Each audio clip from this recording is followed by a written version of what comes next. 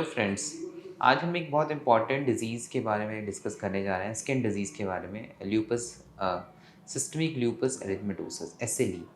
ये एक connective tissue disorder है जो कि बहुत कॉमनली हमारे फीमेल एज ग्रुप में ज़्यादा दिखता है as compare to males. And ज़्यादातर जो इसके पेशेंट्स होते हैं उनको सिस्टमिकली बहुत सारी कंप्लेंट्स होती हैं, साथ में उनको स्किन की भी बहुत सारी कंप्लेंट्स होती हैं। उनको धूप से बहुत ज़्यादा एलर्जी होती है, मुँह में अल्सर्स हो रहे होते हैं, वेट लॉस हो रहा होता है, उनका हेयर लॉस हो रहा होता है। इसके बहुत सारे क्राइटेरियाज़ होते हैं जिसके बेस पे हम इस को डायग्नोज़ करते हैं। इसके लिए कुछ हम ब्लड टेस्ट भी कराते हैं, जैसे कि एंटीबॉडी प्रोफ़ाइल कराया जाता है। एक एंटी न्यूक्लियर एंटीबॉडी प्रोफ़ाइल होता है, एएनए प्रोफ़ाइल होता है, जो पूरा कराने के बाद हमें पता चलता है कि आपका जो पेशेंट सफ़रिंग है, जो इन सिम्पटम्स से सफ़र करता है, वो वेदर उसको ल्यूपस है या नहीं।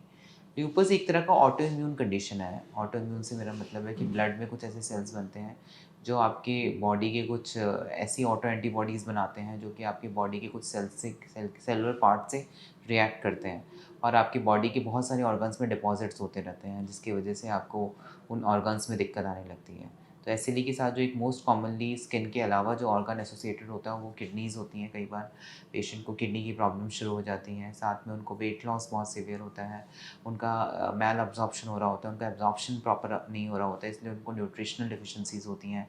आयरन डेफिशिएंसी एनीमियाज़ हो सकते हैं, उनको न्यूट्रिशनल एनीमियाज़ हो सकते हैं, जिसमें उनकी बॉडी में आयरन की कमी आने लगती है। धूप की सेंसिटिविटी बहुत प्रोमिनेंट फीचर है, जिसमें उनको फेस में एक मैलर रैश आने लगता है, यानी फेस में जो आपके चीक एरियाज़ होते हैं उनमें एक प्रोमिनेंटली डार्किश कलर का रैश आ जाता है, रेडनेस आ जाती है, इचिंग होने लगती है।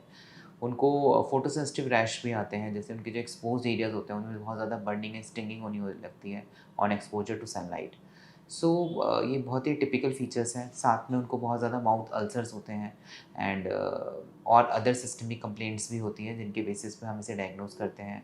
उनका ब्लड प्रोफाइल कराया जाता है, उनका यूरिन में जो प्रोटीन का अमाउंट होता है वो देखा जाता है, जिसके बेसिस पे कुछ क्राइटेरियाज़ के बेसिस पे अगर हमें हमारे वो 4 और 5 क्राइटेरियाज़ मीट कर रहे हो तो हम इसको डायग्नोस करते हैं।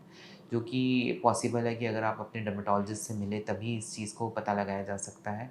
इसका ट्रीटमेंट भी संभव है, जैसे कि इसका मैंने बताया ये ऑटो इम्यून है, तो इसका जो कोर्स होता है वो थोड़ा प्रेडिक्टेबल होता है। हर इंडिविजुअल में थोड़ा वेरीड कोर्स होता है एंड विथ राइट ट्रीटमेंट जो राइट बहुत सारी ड्रग्स भी इसमें अवेलेबल हैं, जैसे हाइड्रॉक्सीक्लोरोक्विन है, ओरल स्टेरॉइड भी शॉर्ट टर्म में दिया जाता है।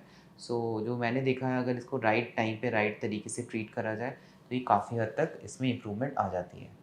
एंड एक timely treatment is very important SLE की केसेस में।